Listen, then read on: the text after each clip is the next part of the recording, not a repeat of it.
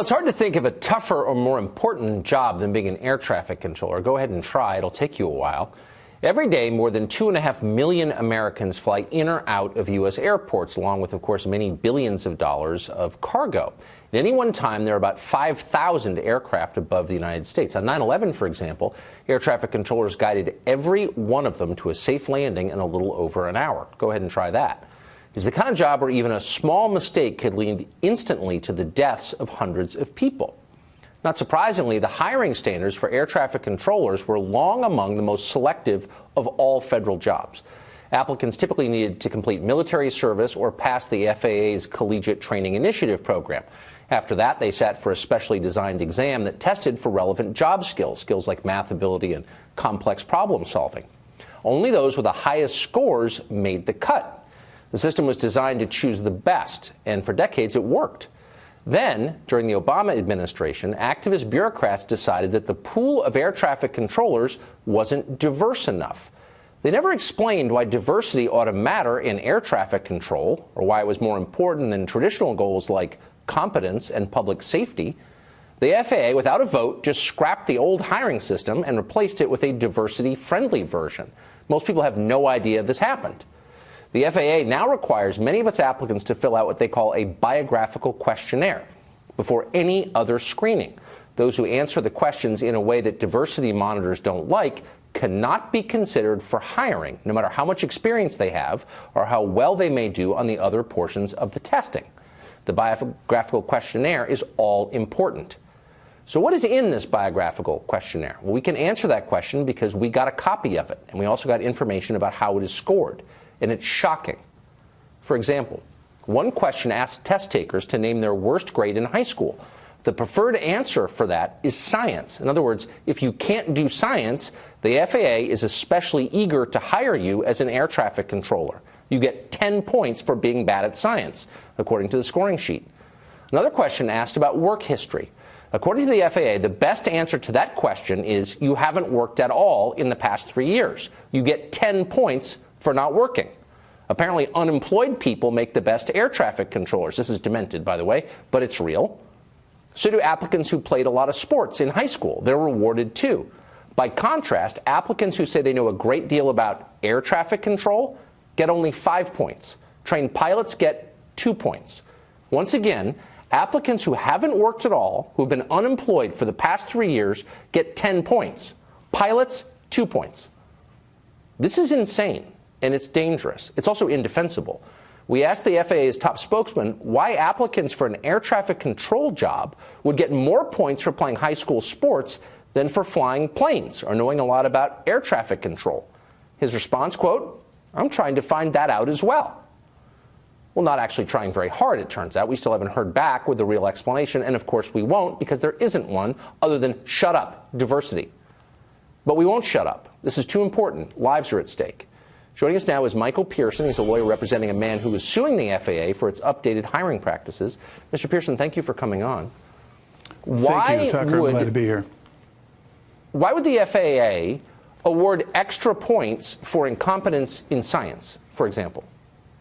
Well, the biographical questionnaire and biographical assessment, the first version of it, was made to screen out people with experience. It wasn't meant in any form or function that I can find, and I've been looking at this for almost 4 years now, including looking over many documents we had to fight the FAA for several years that they kept hidden to answer that question. The test was basically meant to screen out people with aviation experience. There's even worse questions and answers on the test, but you did a pretty good job of portraying some of the questions and answers on the test. I don't understand. I mean, just to restate for our audience who is so numb to this kind of thinking that it may not penetrate, we're not talking about hiring a sociology professor or some other totally irrelevant job like that. We're talking about air traffic controllers. Okay, we're the linchpin of public safety and transportation. Why would the FAA want people with less relevant skill in air traffic control for air traffic controllers? Because a group within the FAA, including the human resources function within the FAA, including the National Black Coalition of Federal Aviation Employees, determined that the workforce was too white, They had a concerted effort through the Department of Transportation, the Obama administration, to change that. And quite frankly, they're sacrificing and have sacrificed safety at the altar of political correctness. What happened offends not only the conscience, but also federal law, and we're exposing that. But why would this go on for years without anybody in elected office saying anything about it? Because just once again, and I'm hard to shock because I do this stuff for a living, we are lowering the standards and intentionally hiring people who are less competent for one of the most critical jobs in the federal government. Lives are hanging in the balance. Why would no one in Congress do anything to stop this? Well, our law firm, along with Mountain States Legal Foundation, filed the initial lawsuit, and then the group of schools got together. Over 30 collegiate training institution schools got together and actually went to Congress, and there have been members of Congress. Representative Randy Holtgren, Representative Frank Lobiondo have actually held hearings on this.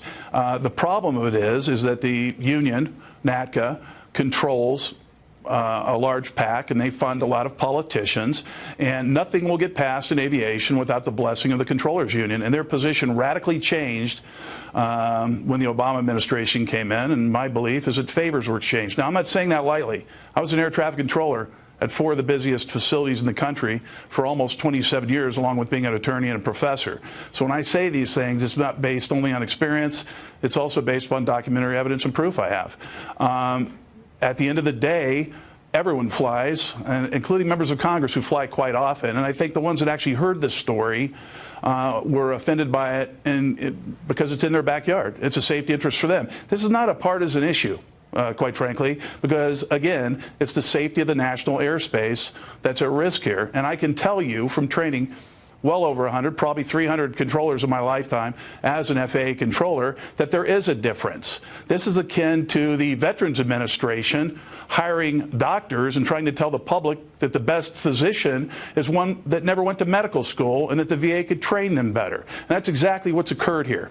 And quite, to be very straightforward, the mainstream media has covered this, has not covered it actually, and has covered up this issue and has not revealed what's going on, and it's a shame. And it's not only shameful, it again sacrifices public safety. It goes without saying that the people the FAA spoke to were such cowardly worms, and I don't say that lightly, that they wouldn't come on and defend this. But I hope someone forces them to.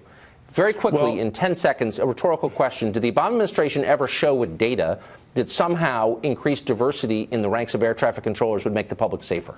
Do they even make that case? Absolutely not. And there's published data out there that says that's a total farce and incorrect. There's no data to support that. This is social engineering at its finest, at the sacrifice, again, of public safety. It's totally demented, and we're going to ride this until it's made right, because lives are at stake, and we're not overstating it. Thank you very much. You're knowledgeable, the knowledgeable person on this. We appreciate talking.